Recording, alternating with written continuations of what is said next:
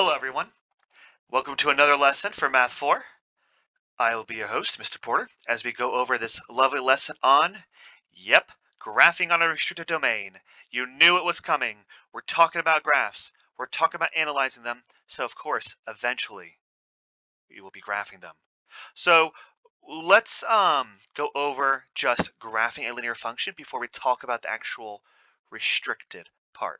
So let's do a little quick reminder here what everything means on a linear function, right? So this right here, the slope is 3/4. That means rise over run. 3 up, 4 over. 3 up, 4 over. The y-intercept is the number at the very end. And if you forgot, f of x does mean y. Now, I'm not going to go into full details of what every single thing about this linear function is, because I expect you guys to have some knowledge of that. But we are going to go over how to graph this in just a few steps, okay? So here we have a graph. And what I like to do is I like to graph this part right here, the y-intercept first. That's our 2.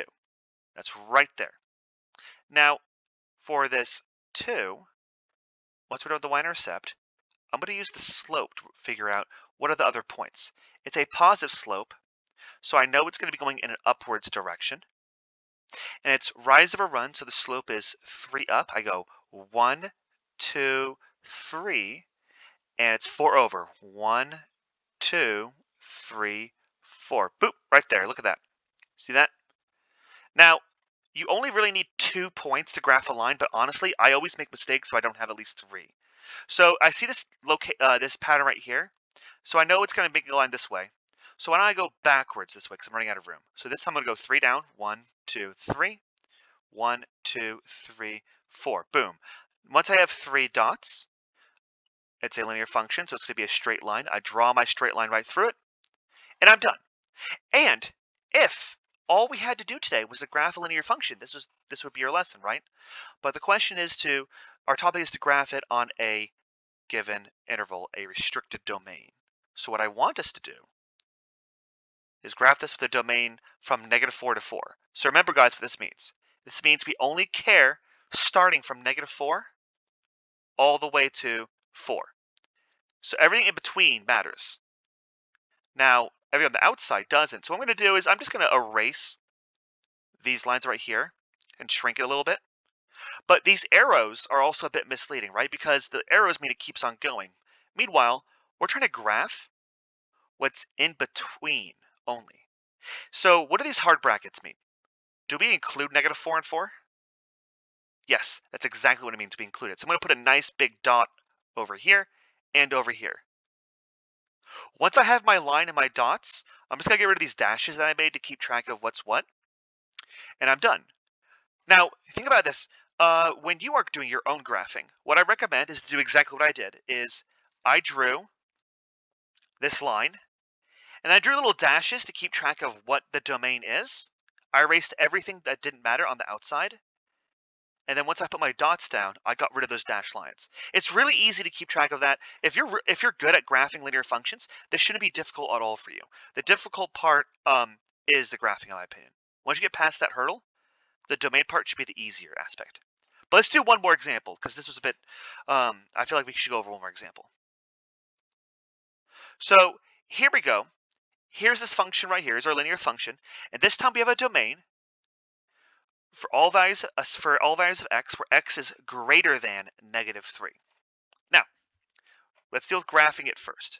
You're probably wondering, wait, where's our slope? But remember, if it's -x, there's an invisible 1 right there. Invisible 1. I'm just going to put that big fat 1 right there.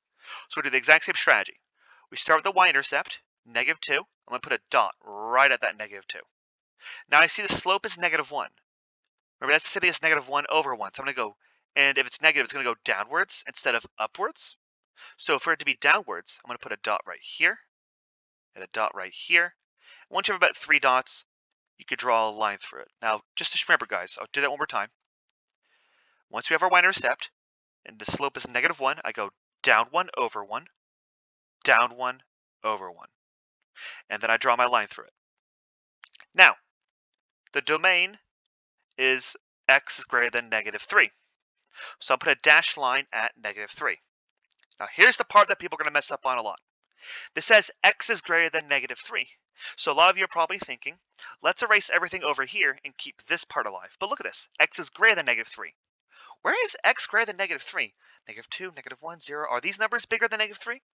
Or is this number? These numbers are the bigger ones, right? So everything on the left side, I'm going to erase that. And then here's the tricky part. Do we include negative 3? We don't, right? So instead of a nice big solid circle, do you remember how we represent not including that number? That's right. It's going to be an open circle. See there? Open circle negative 3.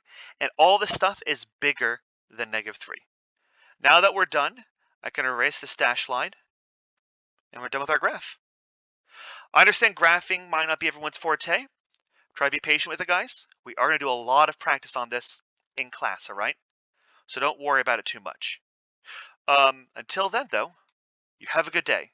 Bye.